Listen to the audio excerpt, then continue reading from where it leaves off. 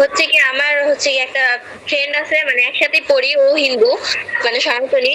তো আমার হচ্ছে গিয়ে যে ভক্তি জীবনে মানে আসার যে অগ্রসরটা, তো ওরে আমি যখন বলি যে আমাদের শাস্ত্রে হচ্ছে গিয়ে মাছ মাংস এরকম খাওয়ার নির্দেশ নাই, তখন ও বলে যে আমাদের আত্মায় যদি খেতে চায় তাহলে এটা নাকি খাওয়া উচিত, এরকম কথা বলে। তো আচ্ছা। আমার ফ্যামিলি এরকম অনেক কথা বলছে, তো আমি যতদূর বুঝতে পারছি যে এটা তো উচিত না। যদি আমার আত্মায় কখনো চায়ও, তাহলে তো আমার এটা বোঝা উচিত যে ভগবান এটা নির্দেশ দিছে যে এটা আমাদের খাওয়া উচিত না। কিন্তু ওই যে একটা ইচ্ছা রয়ে গেল, এটার জন্য যে আমাদের অপরাধ হবে। আচ্ছা, ইচ্ছা রয়ে গেল মানে ইচ্ছা তো অনেক কিছুই হয়।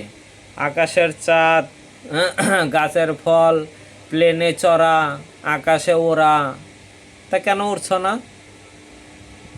তোমার আত্মায় তো অনেক কিছু চাই। স্টপিট নাম্বার ওয়ান, আত্মা। আত্মার কি খাবার আছে? আত্মা যখন এই দেহ ছেড়ে চলে যায়, হ্যাঁ, আত্মা কয়টা বায়ু? আমাদের শরীরে কয়টা বায়ু আছে? এই বায়ুর মাঝখানে ভাসমান অবস্থায় আছে আত্মা। আমাদের কোনো কিছু, আত্মা কোনো কিছু খায় না, হাড়ও খায় না, মাংস খায় না, নিরামিষও খায় না, কোনো কিছু খায় না। আত্মার কোনো খাবার নেই। পরমাত্মার কোনো খাবার আছে? পরমাত্মা যখন এই দেহ থেকে চলে যায়, জীবাত্মা চলে যায়, তখন কি খেয়ে থাকে? হাওয়া খেয়ে থাকে?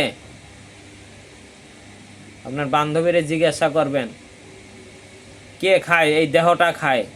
দেহটা কিভাবে খায়? আত্মা থাকার কারণে খাওয়ার ইচ্ছা হয়। মৃত ব্যক্তির দেহে কি আত্মা থাকে না? জিজ্ঞাসা করবেন। তুমি বলছো আত্মা খায়, তাইলে মৃত ব্যক্তি খায় না কেন? আমাদের আত্মা খায় না, আমাদের দেহটা খায়। কিন্তু আত্মা কি করে? এই দেহটাকে খাওয়াতে সাহায্য করে, কারণ এই দেহ যদি না খায় রুষ্টপুষ্ট হবে না। আর আত্মা, দেহটা কখন খায়? যখন এই দেহে কি হয়, আত্মাটা অবস্থান করে, তখন হাত পা নড়ছে। মৃত ব্যক্তির দেহে হাত নেই, আত্মা নেই, তখন আমামও করছে না, চাবাচ্ছেও না, আয়াও বলছে না, যা যাও বলছে না। আত্মাটা থাকার কারণে খেতে চায়। আত্মাটা থাকার কারণে খাচ্ছি, কালকে সকালবেলা কি হবে? মলমূত্র ত্যাগ করব।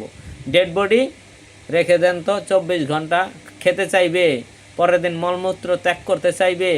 চাইবে না, কারণ এই দেহের ভিতরে আত্মা নেই। আত্মাটা থাকার কারণে এই দেহ খাচ্ছে।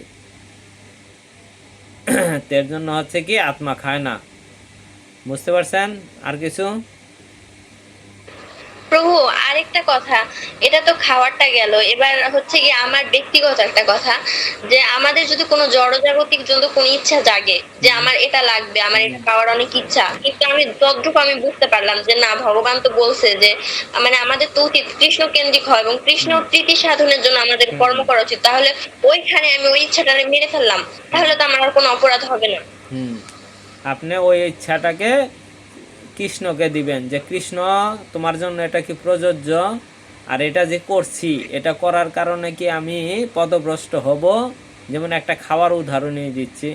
ও খুব ভালো একটা ফেভারিট জিনিস, ও কৃষ্ণ এটা আগে খেয়েছি, ও কৃষ্ণ এখন খাওয়াই লাগবে, হ্যাঁ আমাকে খেতে দাও, আমার খেতে মনে চাচ্ছে, আর জিহ্বাটা পুচপুচ করছে, হ্যাঁ। তখন মনেও মানে না কি, আর ধর্মের রেস্ট্রিকশনে পড়ে গেলাম, কৃষ্ণের রেস্ট্রিকশনে পড়ে গেলাম, এটা তো খাওয়া উচিত না কৃষ্ণ।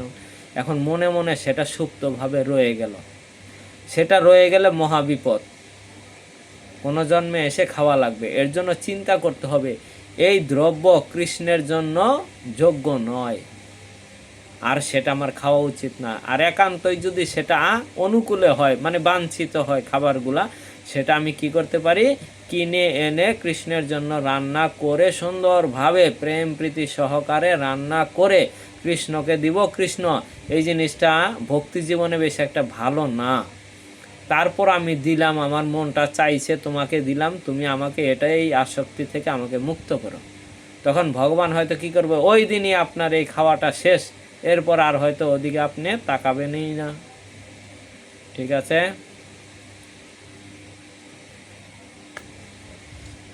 তাহলে শেষ? আর কোনো প্রশ্ন নেই? প্রেম ধ্বনি কে করবে? ঝুমা মাতাজি, হ্যাঁ বলেন। নিত্য নীলে প্রবিষ্ট জয় ওম।